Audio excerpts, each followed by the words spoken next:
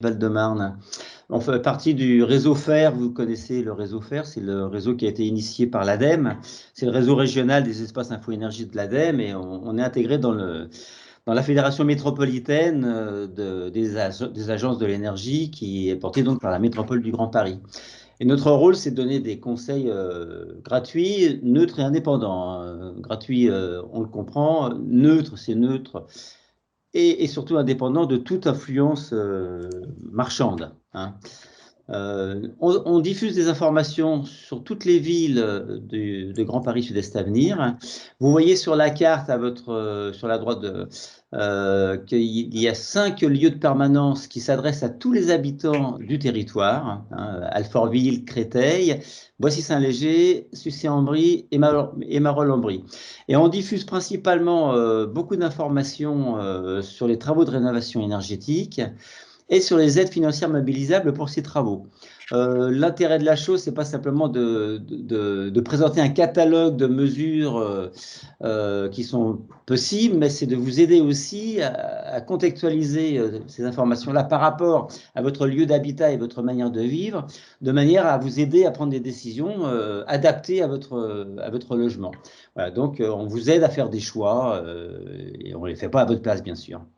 Voilà, je passe la parole à notre ami de GRDF. Oui, donc bonjour à tous. Donc moi je suis Thomas Cascar, je travaille chez GRDF et moi je suis le responsable commercial et marketing sur la région Île-de-France pour le marché du particulier. Et donc c'est moi qui aurai l'honneur de représenter GRDF. Et on voulait déjà rappeler qui était GRDF. Tout le monde nous a entendu ou connaît ce nom, mais quelle est vraiment notre mission? Donc GRDF, c'est le principal distributeur de gaz naturel en France. Notre métier, c'est de raccorder et de vous délivrer le gaz naturel en toute sécurité et en toute impartialité directement à votre logement. Donc nous, on va distribuer le gaz pour l'ensemble des fournisseurs d'énergie. Donc là, on en a listé, hein, il y en a bien d'autres, mais vous pouvez avoir un contrat de fourniture d'énergie auprès d'EDF, d'Engie, Total, Eni, etc. Et le gaz qui est acheminé passe par nos réseaux. Nous, on a une mission de service public, on est contrôlé et on reste également concessionnaire des réseaux de gaz qui restent la propriété des différentes communes.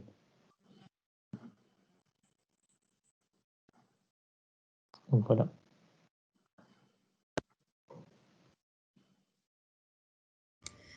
Catherine, tu peux prendre la main du coup. Bien sûr, merci. Merci. Donc moi je suis Catherine Janavolo, directrice du développement durable de Grand Paris Sud-Est Avenir, qui grâce à ce partenariat avec à la fois l'Agence de l'énergie qui nous accompagne tout le long de l'année sur un certain nombre d'initiatives et accompagne aussi les particuliers dans leurs projets de rénovation énergétique, et GRDF qui ont contribué notamment à l'élaboration d'un plan climat.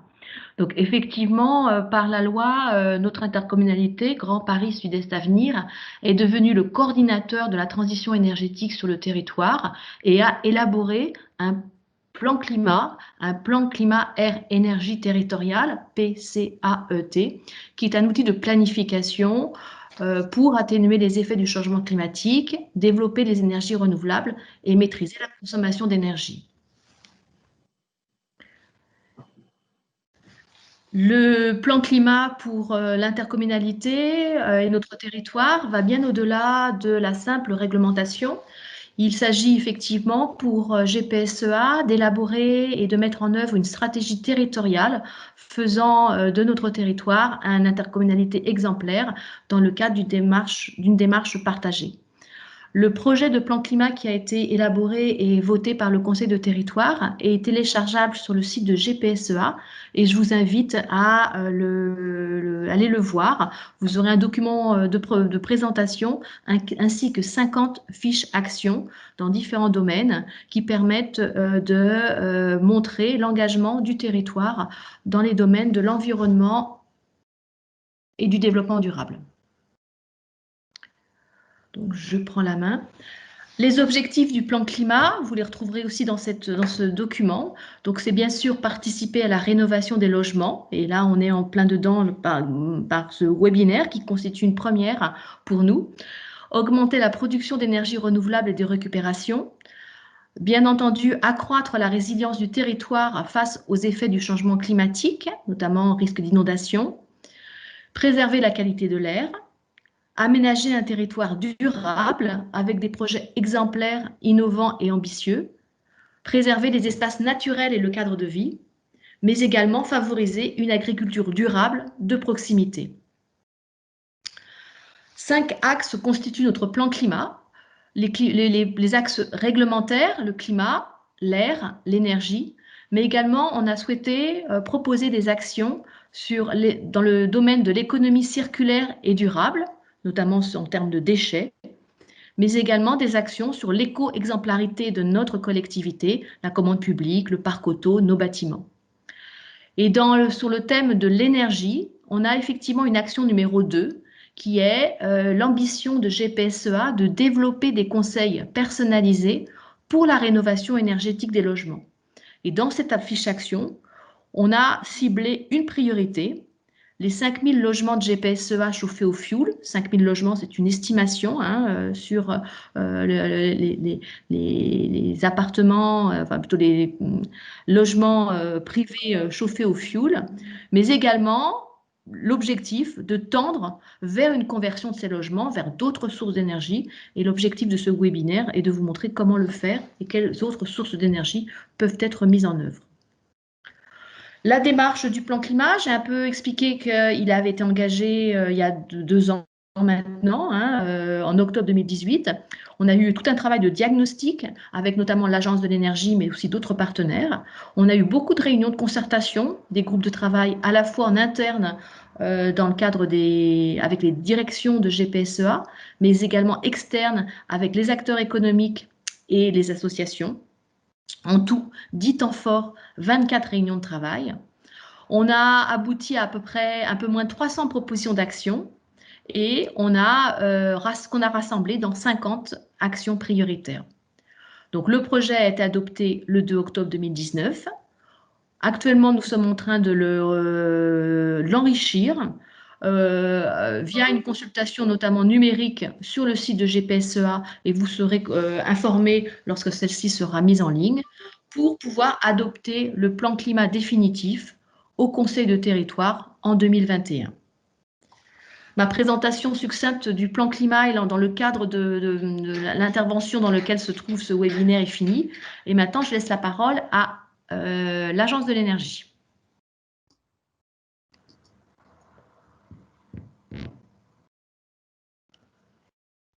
Merci Catherine. Oui, alors là, j'essaie de prendre le contrôle sur la présentation et je voudrais avancer la page et je n'y arrive pas. Réessaye, vas-y Richard, demande le contrôle. Et je reste sur la démarche du plan climat, je passe la page suivante et je n'y arrive pas. Ou je clique. Okay. Ah, voilà, très bien. Okay. Merci. Voilà, alors avant de commencer, quelques principes de base que nous, dans le réseau FAIR, on essaye de faire admettre par tous. C'est-à-dire que ce petit schéma que vous voyez dans la colonne de droite reprend en fait les grandes réflexions de l'Institut Négawatt, qui propose avant tout de travailler sur la sobriété du bâtiment. Alors vous voyez ce petit dessin en numéro 1, où on parle de l'isolation, et effectivement la sobriété du bâtiment, ça veut dire isoler parfaitement l'enveloppe du bâtiment en isolation intérieure ou extérieure, les combles, les planchers bas, l'isolation des parois opaques, les parois vitrées, les fenêtres, de manière à avoir un bâtiment qui ait le moins de déperdition possible. Et une fois qu'on a réglé cette question-là, c'est vrai que la deuxième phase, c'est quand même de se dire comment arriver à avoir une bonne efficacité, une bonne efficience énergétique des systèmes. Alors, les systèmes, c'est toutes sortes de systèmes, et évidemment, ce sont les systèmes de chaleur, de chauffage, aussi les systèmes de ventilation et les systèmes aussi de rafraîchissement. Et tous ces systèmes-là doivent bénéficier de bons coefficients et de bons rendements, de manière à ne pas consommer trop d'énergie. Et puis au bout du compte, une fois qu'on a réglé ce problème de sobriété du bâtiment et d'une bonne efficacité énergétique des équipements, on peut commencer à penser, à imaginer comment on va pouvoir produire et utiliser des énergies renouvelables. Voilà. Donc dans la colonne de gauche, vous voyez que le ressort en fait essentiel pour les particuliers, c'est d'arriver à connaître dans sa manière de vivre tous les jours un confort hygrothermique, hein, c'est-à-dire à profiter d'un bon confort d'été, c'est-à-dire avoir une architecture, un bâtiment et des équipements qui vous permettent de ne pas avoir trop chaud l'été pendant les périodes estivales, mais que parallèlement, ces bâtiments-là doivent bien vous protéger aussi l'hiver. Alors, sur la question du confort hivernal, on a à peu près réglé la question. On sait comment faire pour isoler correctement des bâtiments. Et finalement, à quoi ça sert tout ça? Ben, on sait bien qu'on travaille aussi contre le dérèglement climatique, et ce dérèglement climatique est corrélé à la concentration de gaz à effet de serre dans l'atmosphère. Donc en fait, le grand travail du réseau fer, c'est bien de travailler sur la limitation des émissions de gaz à effet de serre. Et quand on limite la consommation énergétique d'un bâtiment, on limite la limitation des gaz à effet de serre. Et donc on travaille pour la planète. Donc ce petit dessin que vous voyez, qui est l'étiquette énergie, qu'on associe généralement à des appareils électromécaniques, mais aussi aux maisons, ce sont les différentes classes pour la consommation énergétique d'un bâtiment. C'est aussi sous cette forme-là qu'on montre la quantité d'émissions de gaz à effet de serre qui est émis par un bâtiment. Les enjeux sont énormes, hein, parce que le bâtiment, la maison individuelle, sur GPSEA, ça représente à peu près 37 000 logements. Hein, 37 000 logements. Dans les 37 000, vous avez entendu qu'il y en a 5 000 qui sont ciblés comme étant équipés de chaudières au fioul, et donc c'est extrêmement important. En dehors de travailler pour la planète, on travaille évidemment aussi pour les particuliers, parce que vous voyez le dernier petit dessin sur la colonne de gauche, ce sont les économies sur la facture énergétique que chacun peut faire en faisant ces travaux d'isolation et de remplacement de leurs équipements. Sur la page suivante, quelle est la volonté de suppression du chauffage fioul et pour quelles raisons on veut changer le mode de chauffage? Alors, il y a quand même une grande raison dont on peut toujours débattre, parce que il y a plusieurs éléments à prendre en compte. Mais malgré tout, l'un des principal souci dans la lutte contre le dérèglement climatique, ça reste bien le facteur d'émission de gaz à effet de serre. Et on voit bien quand on regarde cet histogramme que les produits pétroliers, alors vous voyez le chauffage au fioul, il est dans les produits pétroliers, c'est une énergie fossile, hein, issue de la décomposition des composés organiques qui se trouvent dans le sol depuis des millions d'années, qui ont mis des millions d'années à se décomposer. Et c'est vrai que brûler subitement ces éléments organiques qui contiennent du carbone, eh ben, ça dégage du CO2 dans l'atmosphère, forcément, un mélange d'oxygène et de carbone, et que ce carbone-là va se perdre sous la forme de gaz à effet de serre et participer au réchauffement de la planète. Et c'est bien le réchauffement de la planète qui provoque des dérèglements climatiques. On voit bien d'ailleurs sur cette courbe que le bois peut être une solution très avantageuse, en tout cas en termes d'émissions de gaz à effet de serre. Et que vous avez en deuxième rang le gaz naturel, le réseau urbain CPCU et l'électricité, qui est moins émissif. Alors, on est étonné sur cette courbe, enfin sur cet histogramme, on est étonné de voir que l'électricité émet autant de gaz carbonique, de kilos de CO2, d'équivalent CO2. Ce sont des valeurs qui nous ont été données par la métropole. Et évidemment, ces chiffres-là peuvent considérablement évoluer en fonction des modes de calcul, hein, qui sont divers et qui donnent des résultats très différents.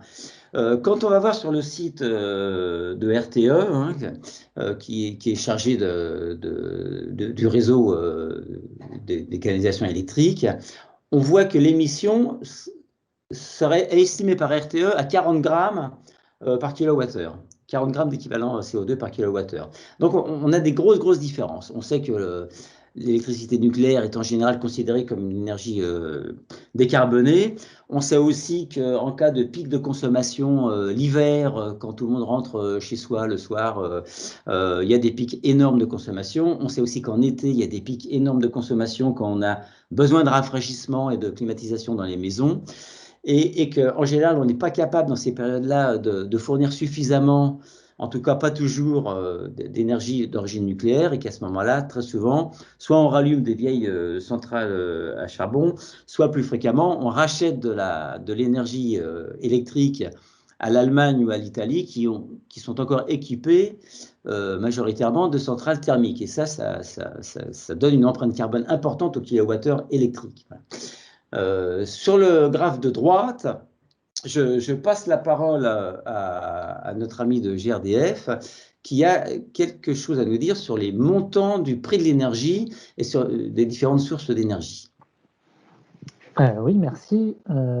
Alors pour moi aussi, on a mis la photo de Barbara Pompili sur l'écran, hein.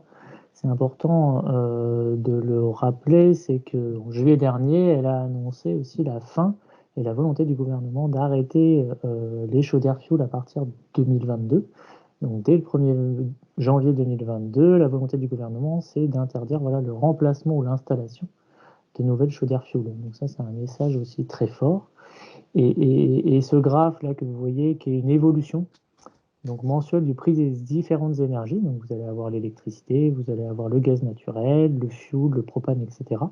Voilà, c'est pour vous montrer les évolutions là depuis 2007 des différentes énergies au fur et à mesure, le fioul étant en rouge, l'électricité étant en bleu et le gaz naturel étant en vert. Voilà, après je vous laisse mettre de votre analyse propre. Et vous pouvez voir que toutes les aires d'énergie ont de toute façon tendance à évoluer dans le temps, mais le fioul aussi est très impacté par les différentes crises pétrolières. Il peut fluctuer fortement et très régulièrement. Merci Thomas. Un autre problème qu'on trouve avec le fuel, c'est aussi sa capacité à émettre pas mal de particules, des particules fines. On n'a pas présenté d'histogramme sur cette question-là, mais il est vrai qu'il y a toujours un débat sur cette question-là, c'est que si le fuel émet des particules fines, le bois, quand on le brûle, on émet aussi énormément. Hein, et que après, il est question de faire la part des choses, savoir exactement quel est le procédé qui consomme le moins et quel est le problème immédiat qui se passe, qu'on a à prendre en compte en région parisienne. La pollution atmosphérique est un élément important au travers de l'émission des particules fines. Il y a aussi les émissions de NOx. Qui sont très importantes aussi avec le fuel et qu'on a moins avec le bois.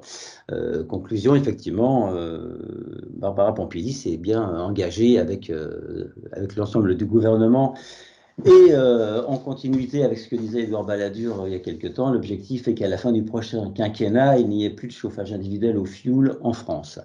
Les échéances, c'est 2023 pour remplacer 1 million de chaudières sur les 3,5 millions qui existent encore à l'heure actuelle en France.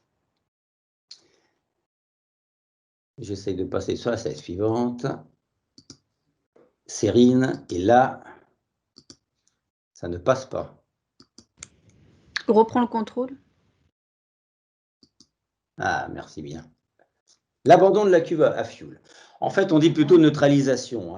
L'abandon, c'est un peu un terme juridique qu'on retrouve dans les textes. Hein. Dans le monde du bâtiment, hein, les gens qui travaillent sur ces questions-là neutralisent. Alors, c'est vrai que depuis le 1er juillet 2004, on a l'obligation, quand on change de système de chauffage, de procéder à l'abandon de la cuve. C'est quoi l'abandon de la cuve? En fait, c'est son nettoyage, son dégazage, sa neutralisation et peut-être son démontage. Donc, vous voyez sur ce slide quelques petits dessins. Ouverture du plateau du trou d'homme, évidemment. Mais la situation n'est quand même pas tout à fait la même quand la citerne se trouve enterrée dans le jardin ou quand elle est dans le sous-sol, dans une pièce du sous-sol. Et que finalement, sur le terrain, ce qu'on voit en général, c'est que, en effet, alors on ouvre, on pompe le fioul résiduel, évidemment, on fait un nettoyage à la pression de l'intérieur de la cuve. C'est très important de dégazer parce qu'il y a toujours des émanations de gaz toxiques qui pourraient finir par exploser. Donc, très important. Et ensuite, on fait quoi? Alors, dans le cas d'une cuve enterrée dans la terre, en général, on la comble avec du sable. Hein. C'est ce qui se fait le plus couramment parce qu'après tout, il n'y a pas une grosse gêne d'avoir une citerne qui prend de la place dans le tréfonds du jardin. Par contre, quand c'est une citerne, enfin une cuve qui se trouve dans le sous-sol de la maison, plus fréquemment, on essaye de l'enlever et là, on est obligé de la découper au chalumeau, on écrase les plaques, on la découpe en petits morceaux en fonction des moyens d'accès quand c'est possible. On les ressort par les accès de la cave ou par les soupiraux. Sinon, quand c'est absolument impossible, bon ben, on les laisse, mais à ce moment-là, il faut quand même les ensabler, quoi. Et c'est peut-être pas très malin de garder une cuve qui fait 3 ou 4 mètres carrés dans un sous-sol qui pourra peut-être être aménagé différemment au prix où se trouve le mètre carré aujourd'hui. C'est quelque chose qui reste à imaginer. Il y a des aides, hein, des aides financières pour l'abandon de cette cuve au fioul qu'on trouve dans les textes concernant MaPrimeRénov'. Et qui est fonction des revenus. Donc, vous avez les chiffres là, sur le slide. En fonction des revenus, chaque tranche de Français peut toucher sa prime Rénov'. En fonction des revenus, ce sont des montants différents. L'intérêt du chauffage bois. Le chauffage bois, finalement, on a compris que sur les émissions de gaz à effet de serre, il n'y a pas... On ne peut pas discuter là-dessus. La chose qu'on doit retenir, c'est évidemment qu'on brûle du bois, ça émet de la fumée, et donc ça émet du CO2, mais ce carbone qui est émis en brûlant du bois, c'est le même carbone qui a été capté pendant les 2, 3, 4 ou 5 années précédentes quand l'arbre ou quand le végétal a poussé. C'est toujours dans les premières années qu'un végétal capte le maximum de carbone. Et ce carbone qui vient d'arriver dans le cycle de la photosynthèse, en fait, est brûlé à cette occasion-là. Et conventionnellement, on considère que quand on brûle un végétal, que ce soit du bois, même qu'on utilise de la paille, qu'on brûle de l'herbe, c'est un bilan carbone neutre. Ce qui n'est pas le cas des énergies fossiles, qui ont mis des centaines, des millions d'années à se décomposer, et qu'on restitue dans l'atmosphère dès qu'on brûle un morceau de charbon ou un litre de fioul. Et là, effectivement, les conséquences sont gravissimes. Effectivement, quand on considère ce point de vue, la chaudière bois, c'est une excellente alternative, la première des alternatives, quand on veut remplacer sa chaudière.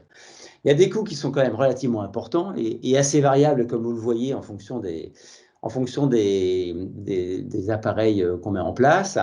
Entre un poêle et une chaudière, il faut que une chaudière bois, c'est un système centralisé dans le logement. Un poêle, c'est un système qu'on peut développer pour chaque pièce d'un appartement. Aujourd'hui, on parle bien des systèmes centralisés. On remplace un chauffage central alimenté par une chaudière fioul par un chauffage central alimenté par une chaudière bois. Vous voyez sur la photo ce que peut représenter le stockage de pellets, de granulés de bois, de plaquettes. Ça peut être considérable, ça prend beaucoup de place, quoi. Et c'est peut-être la chose qui est la plus gênante.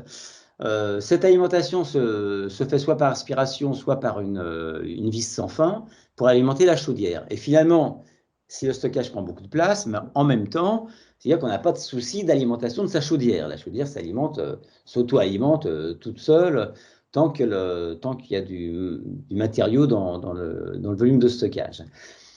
Le point de vigilance, en réalité, du chauffage bois, c'est bien l'accès aux fournisseurs. L'accès aux fournisseurs, ça veut dire d'une part l'accès à une filière développée en région parisienne. Et la filière a du mal à se développer parce que ce sont souvent des petites unités foncières qui sont un peu désorganisées, mais l'ONF, l'Office national des forêts, considère que la région parisienne étant une région essentiellement agricole et forestière, malgré les apparences, il y a matière à développer une filière consistante et efficace.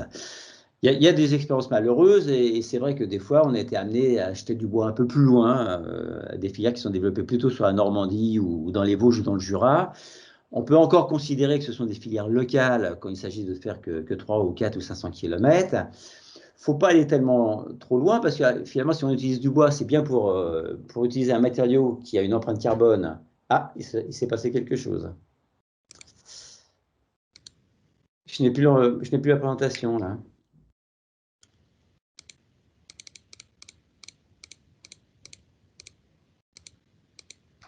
Voilà, sur le bois.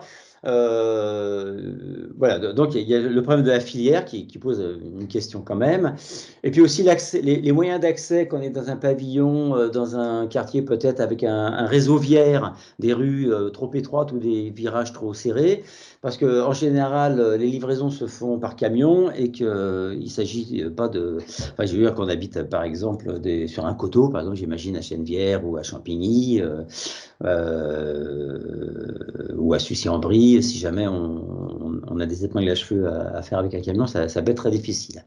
Le dernier point de vigilance, c'est la qualité du bois. La qualité du bois, il y a quelque chose qui est très important, c'est l'hygrométrie du bois et son taux d'humidité au moment où on va le faire brûler, qui peut donner un rendement des fois très médiocre. Donc, il faut être attentif à tous ces sujets-là, mais ces sujets sont maîtrisés aujourd'hui, hein, et il faut bien faire attention à l'origine du bois qui doit être certifié par l'Office national des forêts et les chaudières bois qui doivent bénéficier d'un label flamme verte.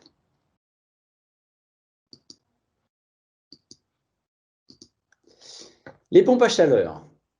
Alors, vous savez qu'il y a deux grandes familles de pompes à chaleur. Alors ça, c'est la partie électrique de l'alternative au fioul. La pompe à chaleur, ça marche à l'électricité, évidemment. On va chercher de la température soit dans l'air ambiant, soit dans l'eau ambiante, ou soit dans le sol. Donc, il y a deux grandes familles. Il y a la pompe à air, hein, aérothermique, et vous avez la pompe géothermique qui va chercher de la température dans le sol ou dans une nappe, ou même dans une rivière à côté. Et cette température de l'air qu'on fait passer pour réchauffer de l'eau, c'est pour alimenter un circuit de chauffage central. Donc, vous voyez, quand on dit air-eau, on va chercher la température de l'air à l'extérieur et on alimente de l'eau pour l'installation du chauffage central. Ou alors, quand on voit pompe à chaleur eau-eau, on va chercher la température de l'eau à l'extérieur ou géothermique par des capteurs verticaux ou horizontaux. Alors, c'est vrai que ce n'est pas toujours très facile parce que on considère généralement que pour chauffer la surface de plancher, il faut 2 fois plus de surface de capteurs horizontaux, par exemple, que de surface de plancher à chauffer. Par exemple, si vous avez une maison de 100 mètres carrés, il faudrait avoir au moins 200 mètres carrés dans votre jardin pour faire passer un réseau de câbles qui porterait un liquide caloporteur de manière à réchauffer ces 100 mètres carrés de plancher par l'intermédiaire soit de plancher chauffant, comme vous avez sur le petit dessin, là, un plancher chauffant, ce qui est un élément de confort absolument remarquable et qui permet effectivement de faire énormément d'économies d'énergie, en plus du confort. Ou alors d'alimenter des radiateurs, mais ce sont des radiateurs à basse température. Et finalement, la question que ça pose, c'est qu'effectivement, quand on avait une ancienne installation de chauffage central avec une chaudière fuel, on a donc une température qui monte à peu près à 60-65 degrés dans les radiateurs, mais que la pompe à chaleur, elle est limitée à une certaine température. Elle est plutôt à basse température, et la basse température, c'est entre 40 et 55 degrés maximum. Ça veut donc dire que quand on change une chaudière fuel par une pompe à chaleur, on risque de ne pas avoir suffisamment de surface de radiateur. Donc, il faut faire attention à ça. Une des solutions, c'est de se dire, avant d'installer une pompe à chaleur, on doit impérativement avoir une bonne isolation thermique dans la maison. C'est pour ça qu'on a mis ce petit symbole minimum d'isolation. Moi, j'aurais même tendance à dire maximum d'isolation, parce que quitte à faire de l'isolation, autant qu'elle soit bien dimensionnée. Mais il est vrai que si on n'apporte pas un complément d'isolation à une maison quand on change de chaudière pour un système de chauffage central, on risque d'être très déçu, hein. Voilà, alors sur les montants sont très variables parce qu'il est vrai qu'un système air-eau, aérothermique, est moins cher qu'un système géothermique. Hein. Et là, on peut considérer qu'on a peut-être des prix entre 8 000 et 15 000, mais dans un système géothermique, on est plutôt à partir de 15 000 jusqu'à 20 ou 25 000. Hein. Les points de vigilance pour la pompe à chaleur, hein, vous avez tous vu des maisons avec des pompes à chaleur, il y a un module extérieur, hein, il y a un ventilateur derrière, on ne sait jamais trop où le mettre. Hein. D'abord parce que ça ne met pas en valeur le bâtiment, on peut difficilement le mettre à côté d'une porte, à côté d'une fenêtre. Ça fait un petit peu de bruit, ça fait une vibration, hein, qui est difficile de prévoir à terme et qui apparemment a l'air d'augmenter dans le temps. Autant ça fait très peu de bruit au début, mais 5, 6, 10 ans après, on est des fois surpris que le ventilateur fait un peu plus de bruit.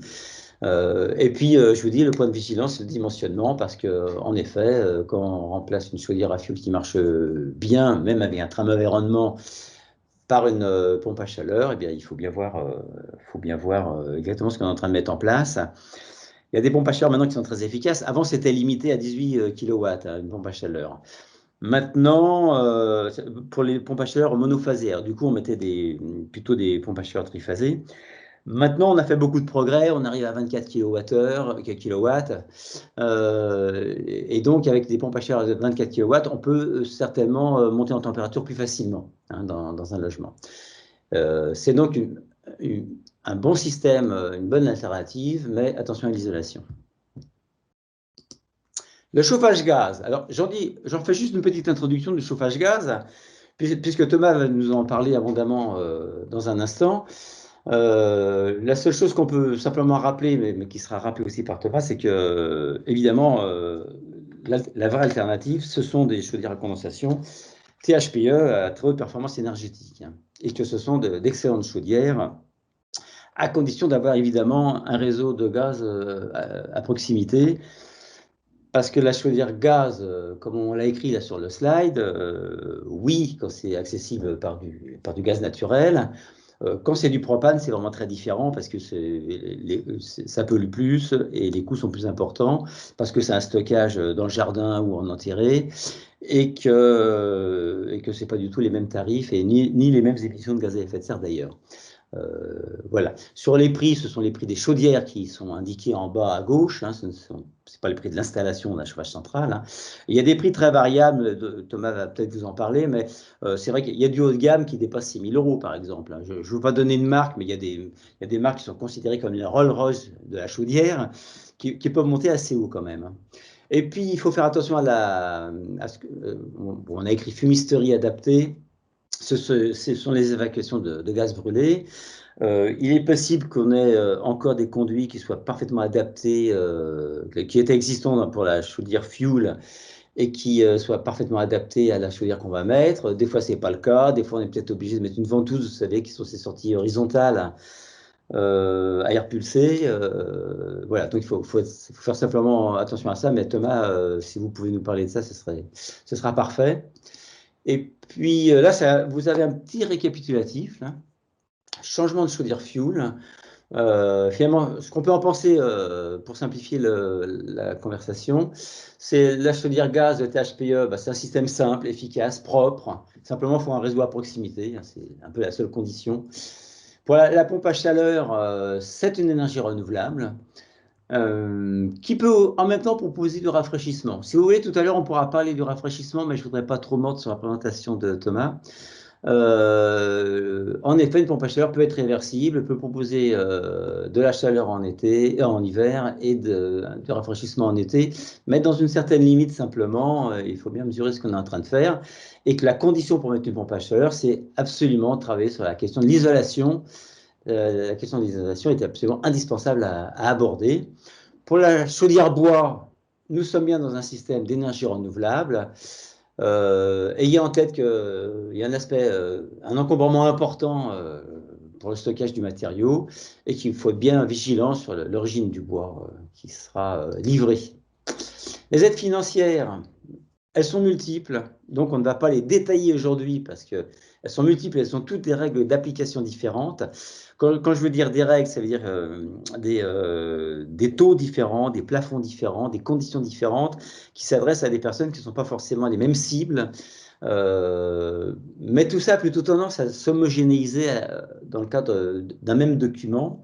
Mais vous voyez, ma prime qu'on ne peut pas les aides de l'État, vous voyez, hein, donc c'est des choses qu'il faut bien avoir en tête. C'est soit on fait un choix, ma prime rénov, ou on fait un choix Agence nationale de l'habitat, habiter mieux. Il faut savoir que ma prime rénov peut se composer avec les aides C2E, et que par contre, les aides habiter mieux peuvent se composer avec des aides locales, comme les aides départementales ou communales. Donc, il faut avoir ça en tête aussi, parce que dans certains cas, et en fonction de l'ampleur des travaux, c'est plus intéressant d'utiliser ma prime rénov. Dans d'autres cas, c'est plus intéressant d'utiliser habiter mieux. Si vous voulez poser des questions tout à l'heure, on pourra aborder le sujet.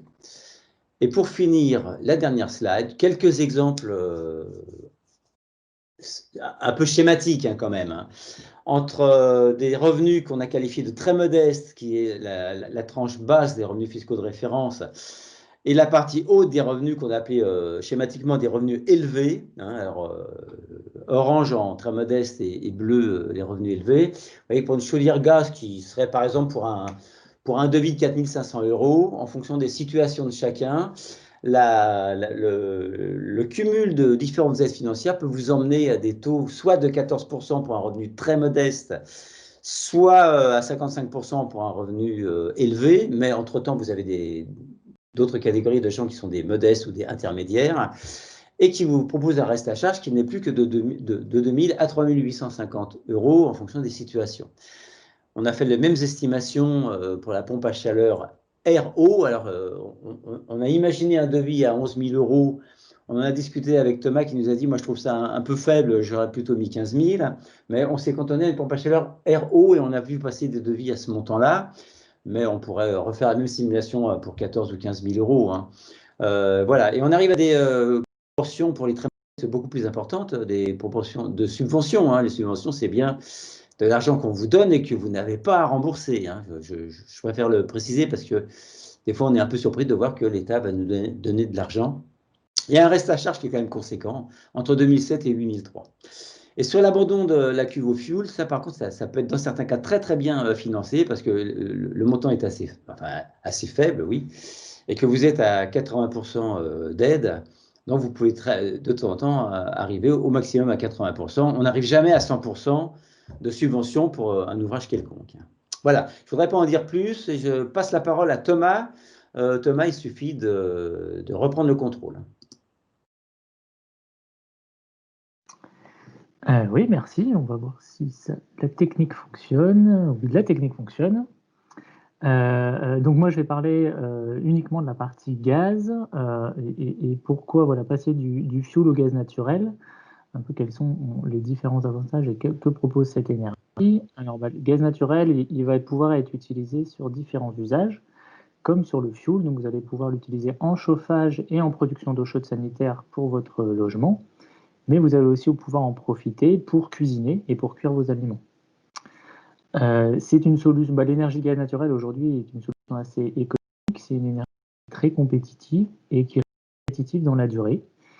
Pour en savoir plus, là, moi, je vous ai mis un lien et je vous invite à vous rendre sur notre site qui s'appelle Projet Gaz. Vous tapez Projet Gaz sur Google et vous trouverez un baromètre. Donc, c'est un baromètre officiel. Hein, c'est des données du ministère que l'on met à disposition. Et vous pourrez suivre mensuellement l'évolution du prix des différentes énergies. Et pour vous donner un ordre d'idée, depuis le 1er janvier 2019, la baisse de facture cumulée a atteint moins 23% pour les ménages se chauffant au gaz naturel. On entend très souvent, et je pense que vous le pensez également, que le gaz ne fait que augmenter, le gaz c'est cher. C'est quelque chose qu'on entend très régulièrement. Je vous invite à aller voir par vos propres moyens sur notre site internet, où il y a même une application qui s'appelle Estimogaz, qui est disponible sur l'App Store et sur l'Android Store. Sur cette application et sur ce site, vous pouvez aussi simuler directement les économies d'énergie. En étant, vous êtes dans une maison, vous indiquez la dimension et on vous simule automatiquement combien vous pouvez économiser en passant au gaz naturel. Alors, vous allez me dire, le gaz, oui, naturel, c'est bien, mais c'est une énergie aussi qui est fossile, hein, qui émet des gaz à effet de serre, hein. Ça, c'est tout à fait vrai. Mais on est en train d'engager une transformation, hein, et l'objectif, c'est de produire un gaz 100% renouvelable in France, qu'on appelle le biométhane. Je ne sais pas si c'est quelque chose que vous avez déjà entendu, on va vous présenter une petite vidéo après. Mais sachez que voilà, c'est une offre comme l'électricité 100%, 100% électricité verte, vous avez des offres 100% gaz renouvelable. Et vous avez un site qui s'appelle énergie-info.fr où vous pouvez retrouver une liste de fournisseurs qui vous proposent des offres, voilà, 100% gaz vert. Donc là, on fait une petite vidéo, mais alors il n'y aura pas le son, donc je vais faire les bruitages pour vous présenter qu'est-ce que le biométhane. Alors, si ça fonctionne.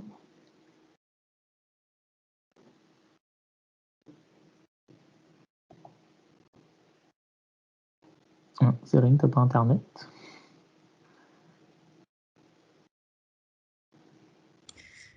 Non, je pense qu'elle va pas fonctionner parce que j'ai pas le son. Le son n'a pas voulu se partager avec la Ouais, mais là, présentation. c'est juste une connexion internet, c'est faut juste la. Non, c'est bon, j'ai Internet. Ah, bon, ça ne fonctionne pas. Ah, voilà, ça arrive.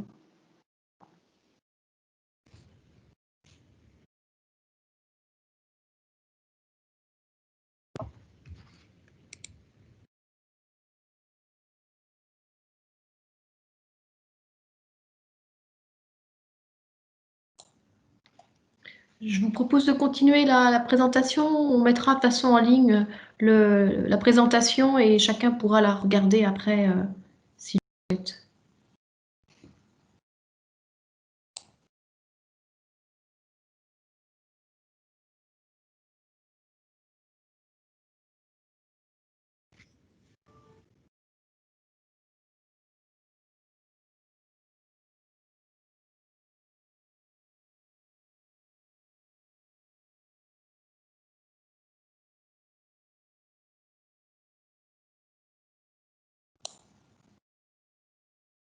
Thomas, on ne voit rien, hein.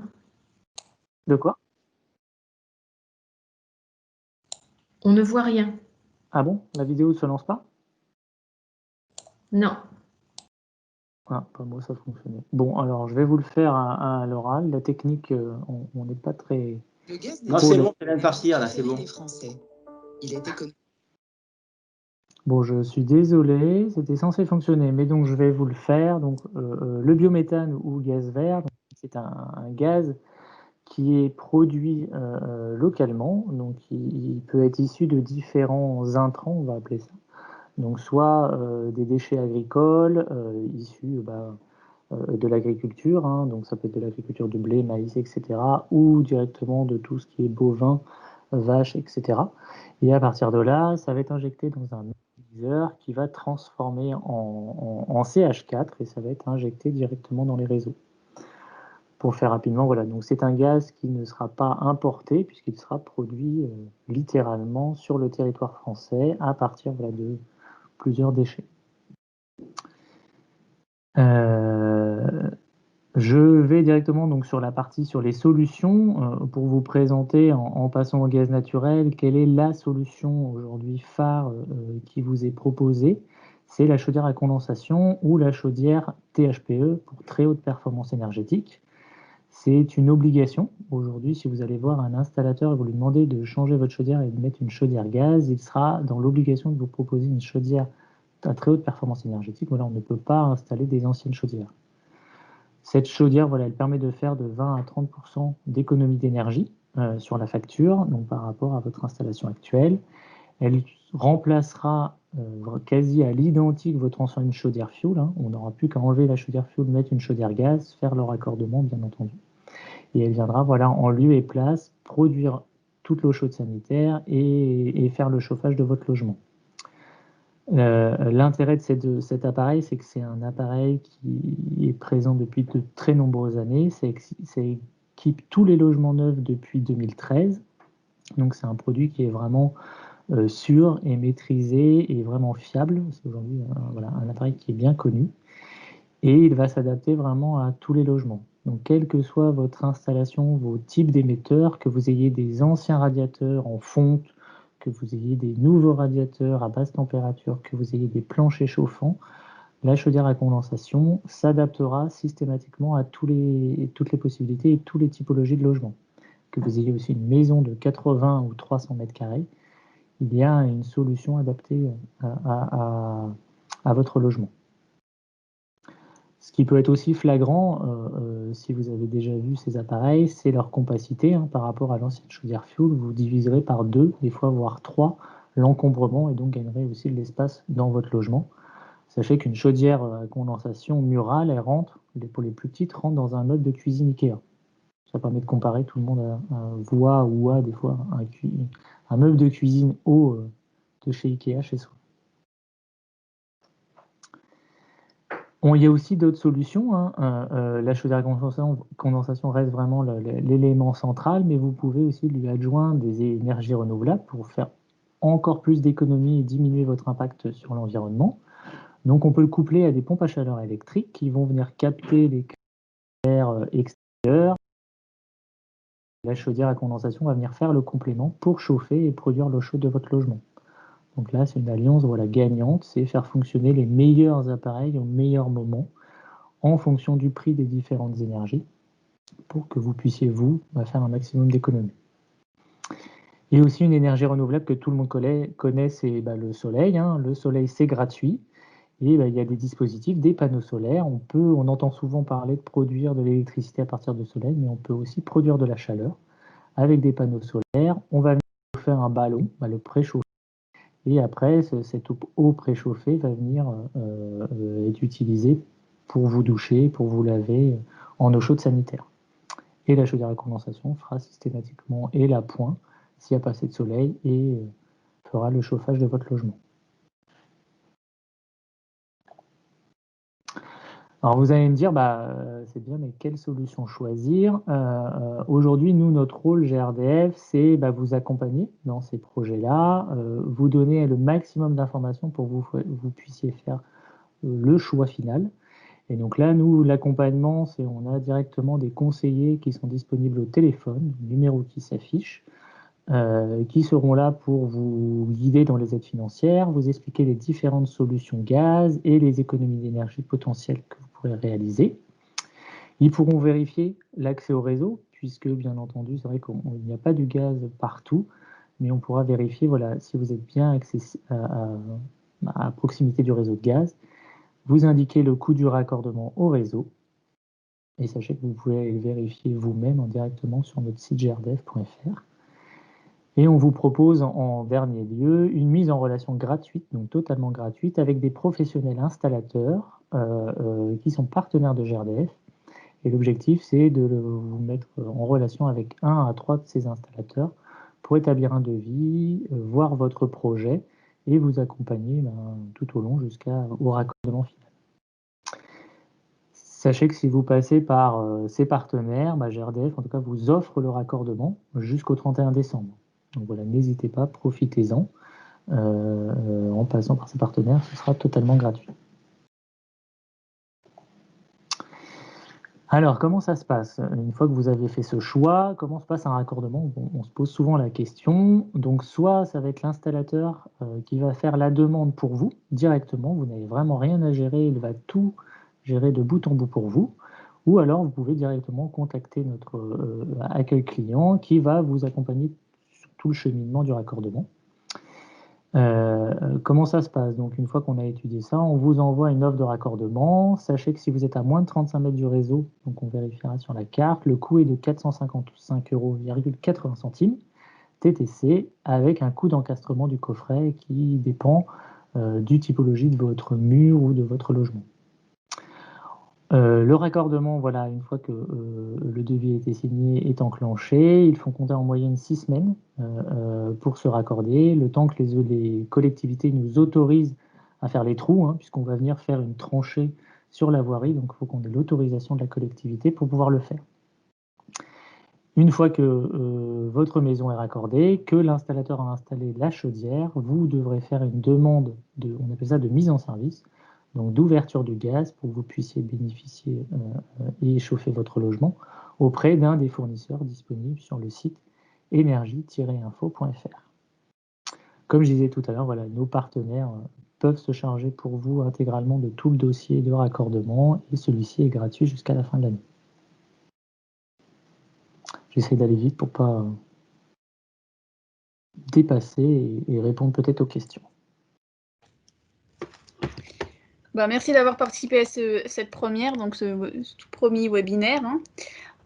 Pour ceux qui ont souhaité lors de leur inscription, nous vous enverrons la présentation et aussi vous pourrez continuer vos échanges sur vos projets spécifiques avec l'Agence de l'énergie. Donc les coordonnées s'affichent ici. Aussi, je vous ai mis dans le chat le lien vers les rendez-vous info énergie, donc qui sont gratuits. 1 heure d'entretien individuel avec l'Agence de l'énergie et aussi avec GRDF via leurs coordonnées. Donc là, on va passer au temps d'échange. Donc, on a eu des questions. Donc, est-ce que, bon, ça, je crois que c'est pour toi, Richard, est-ce qu'on peut convertir une cuve enterrée en citerne d'eau non potable?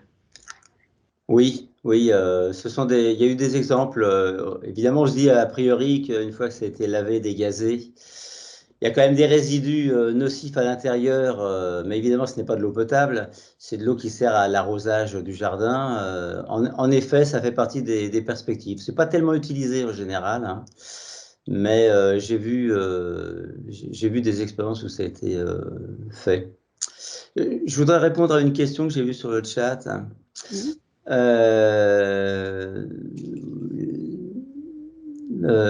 Bon, on n'a pas fait la présentation des chaudières gaz, nous. Hein. On a présenté 3 alternatives au fioul, en privilégiant plutôt, de notre point de vue, tout ce qui émet moins d'émissions, émet moins de gaz à effet de serre. Hein. Donc on a présenté l'histogramme et tout le monde a bien vu qu'effectivement c'est la solution bois qui propose le moins d'émissions de gaz à effet de serre et que de ce point de vue-là, c'est sans doute la solution à privilégier. Quand on considère que la pompe à chaleur utilise de l'énergie électrique et que cette énergie est nucléaire, on peut considérer aussi que c'est une solution à privilégier. Le gaz est une solution propre et je ne vais pas dire que c'est pas bien d'utiliser du gaz parce qu'effectivement c'est une solution propre, efficace, dont le coût est maîtrisé et qui en plus a en perspective de passer à 100% de gaz vert en 2050. Voilà, mais c'est vrai que je ne voudrais pas laisser penser qu'on a privilégié une solution par rapport à une autre. Ce sont 3 alternatives sérieuses et opérationnelles tout de suite. Voilà. Mais si la personne qui a posé cette question est d'un avis différent, je veux bien qu'il parle. Hein. Oui, en fait, il demande parce qu'il dit que c'était trop contraignante la chaudière bois et la PAC. Mais Oui, tu as oui, j'ai parlé vu aussi ça, du oui. bois. Bah, en effet, il y a des contraintes. Hein. Il y a des contraintes pour la pompe à chaleur, pour le bois. Il y a aussi des contraintes fortes pour le gaz. Il faut avoir un réseau à proximité. Chaque système a des qualités et des contraintes. Et je ne veux pas non plus gommer les contraintes. Je n'ai pas envie que les gens soient déçus. Une fois qu'ils découvrent la situation, effectivement, il y a des contraintes. Mais les 3 solutions sont tout à fait nobles et respectables, hein, et opérationnelles. Donc, pour leur spécificité, ils devraient plutôt prendre rendez-vous avec vous, Oui, parce prendre que le temps. Oui, parce que c'est lié aussi à sa manière de vivre, à sa manière de voir les choses. Peut-être que par esprit militant aussi, on a plutôt envie de se tourner vers des sources d'énergie qui sont résolument renouvelables, qui sont biosourcées ou qui sont décarbonées. Et ça, effectivement, excuse parce que si on veut faire le sont adaptés et contextualisés. D'accord. Donc, on a une autre question. Est-ce qu'on peut cumuler les aides de l'État pour une isolation extérieure et un remplacement d'une chaudière fioul? Oui, bien sûr, c'est même quasiment l'idéal. Parce que vous avez compris, je suis passé un peu rapidement tout à l'heure sur les aides financières, mais les aides de l'État, principalement en ce moment, dans le cadre du plan de relance, c'est MaPrimeRénov'. Et l'État se mobilise sur MaPrimeRénov'. Mais c'est vrai qu'il y a aussi un autre dispositif qui est l'ANA. Hein. Alors, ce sont des dispositifs qui ne s'adressent pas exactement aux mêmes classes de population, ni au même niveau de revenus fiscaux. Mais la chose qu'il faut voir, c'est que quand on veut utiliser MaPrimeRénov', on peut se contenter de faire des travaux qui sont peu ambitieux.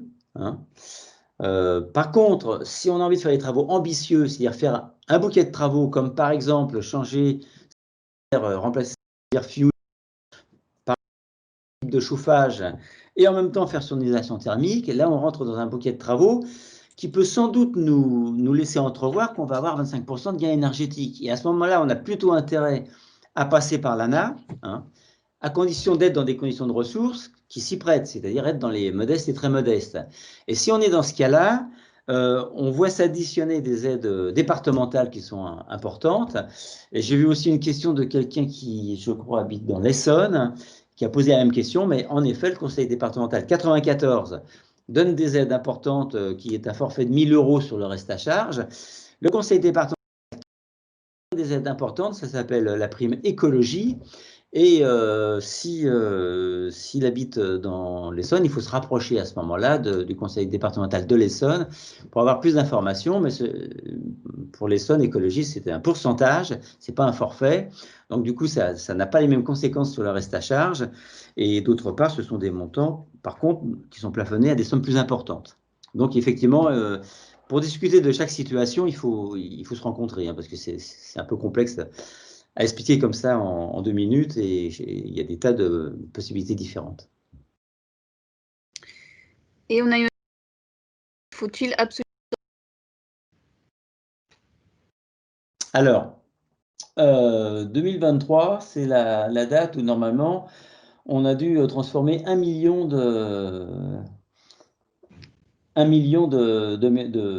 d'installations sur les 3,5 millions qui existent en France. Hein. Alors, je ne sais pas s'il y a une date, une deadline, il faudrait revoir dans l'arrêté de 2004. Hein. Édouard Philippe avait parlé de 10 ans. Hein. Et il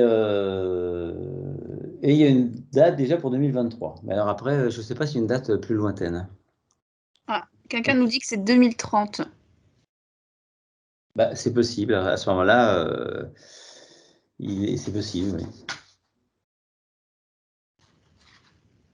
Il y a eu un engagement qui a été lié à la Convention citoyenne, hein, qui a été repris. Et là, je ne saurais pas exactement vous répondre. En fait, la Convention citoyenne, l'annonce qui a été faite cet été, hein, c'est de dire, elle n'a pas donné de date limite, elle a donné une information en disant on veut interdire tout remplacement et rénovation d'appareils fuel à partir du 1er janvier 2022. Donc après, ça va se faire progressivement. Tant que l'appareil ne casse pas et qu'il n'y a pas de volonté de changement, vous pouvez rester au fuel encore après des années, après le 2022. Après, à savoir que c'est une annonce, hein, du gouvernement. Hein. Moi, je suis transparent. Il n'y a pas de loi encore qui est sortie. Elle va être publiée, elle va être sûrement aménagée. Mais en tout cas, l'objectif est là. Et l'objectif du gouvernement, c'est d'accompagner, hein, l'ensemble des Français pour faire ce changement avec des aides financières. Donc c'est là tout l'objet aussi des futures politiques, c'est de débloquer un maximum de moyens pour vous aider à vous convertir en faisant le choix que vous souhaitez d'isolation, de passer à différentes énergies. Oui, alors c'est vrai que Barbara Pompili a fait l'annonce le 27 juillet, apparemment, qu'il y aura absolument l'interdiction d'installer les chaudières fioul ou charbon dans n'importe quel bâtiment neuf ou ancien à partir du 1er janvier 2022. Il y a cette interdiction-là. C'est pas pour des installations de renouvellement d'une chaudière, mais il n'y a pas forcément de date pour supprimer les anciennes chaudières. Donc on a une autre question, si on pouvait parler du projet biofuel. Oui, alors le biofuel. Alors on a trouvé, on sait que maintenant on peut intégrer des éléments de bioliquide à base d'huile de colza. Alors, apparemment, ça s'appelle ester méthylique de colza. Et qu'en introduisant un certain pourcentage dans le fuel, on pourrait lui conserver ses qualités assez facilement, apparemment, parce qu'en mettant 10% d'éléments végétal, d'huile végétale dans le fuel, c'est même pas la peine de changer quoi que ce soit à la chaudière. En y mettant 30%, il faudrait simplement changer le brûleur, donc il y aurait un coût à la clé. Par contre, les retours qu'on a, il n'y a rien de décidé, mais les retours qu'on a sont plutôt rafraîchissants. Parce qu'autant on voit avec une belle perspective l'idée qu'on pourrait remplacer le fuel par 100% d'ester de colza. Mais apparemment, les surfaces agricoles en France, on préfère les réserver quand même au plan alimentaire, hein, et pas les réserver à la fabrication de fuel ou de diesel, hein, pour le trafic routier ou pour le chauffage. Et la tournure que ça prend à l'heure actuelle, c'est que par exemple pour le diesel, hein, pour le trafic routier, tout ce qui est huile de soja et huile de palme, ça ne sera pas considéré comme un biocarburant. Et si le gouvernement suit cette logique, il y a peu de chances pour que l'huile de colza soit considérée comme une biosource d'énergie, quoi. Mais rien n'est arrêté encore. Alors sur la question du coût, par contre, parce que j'avais vu passer la question dans l'après-midi, sur la question du coût, c'est forcément un peu plus cher. La production d'un bio, d'un ester de colza est plus cher que le fuel. Donc ça augmenterait de quelques centimes par litre, ce ne serait pas rédhibitoire, hein. Mais apparemment pour le F10, ce serait peut-être 2 ou 3 centimes en plus, et puis pour le F30, ce serait peut-être plutôt 7 ou 8 centimes. Mais je vous dis, la décision n'est pas prise, hein. Donc, mais techniquement, c'est possible.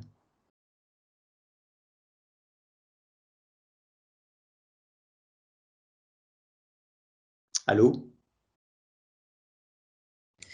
Oui, on a une remarque. Mm. Donc, il y a une personne qui n'a pas le gaz chez lui.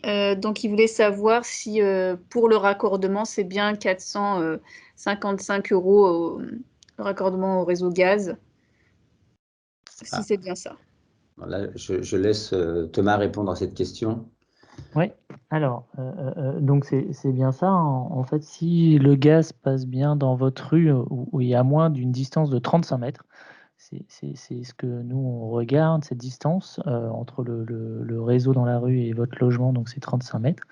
Le tarif, c'est un forfait qui est à 455 €, réfection comprise, de la chaussée également, et encastrement du coffret en limite de propriété de votre logement.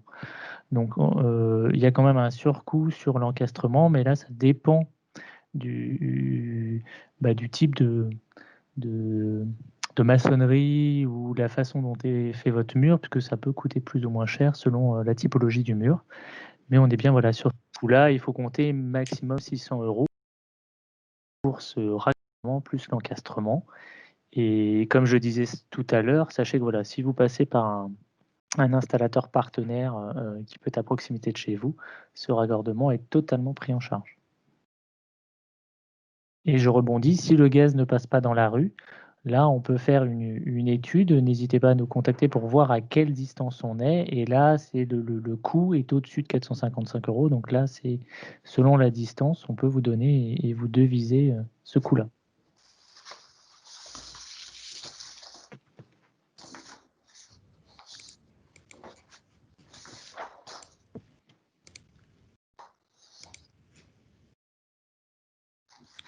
Donc, on n'a plus de questions.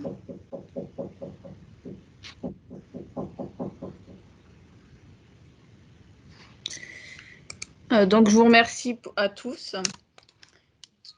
Ah. Donc, on a d'autres questions. C'est quel est le coût du mètre linéaire dans le terrain privé pour l'installation du gaz?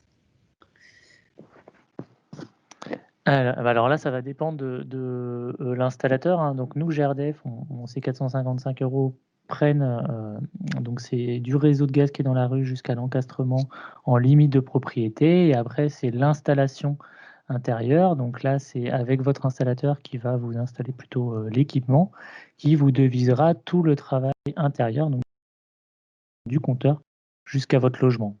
Là, le coût du mètre linéaire, souvent, il est intégré dans le devis de l'installateur. Donc là, j'ai pas de coût précis à vous donner. Ce que je vous invite, c'est à comparer, hein, bien entendu. Il faut toujours comparer entre différents prestataires.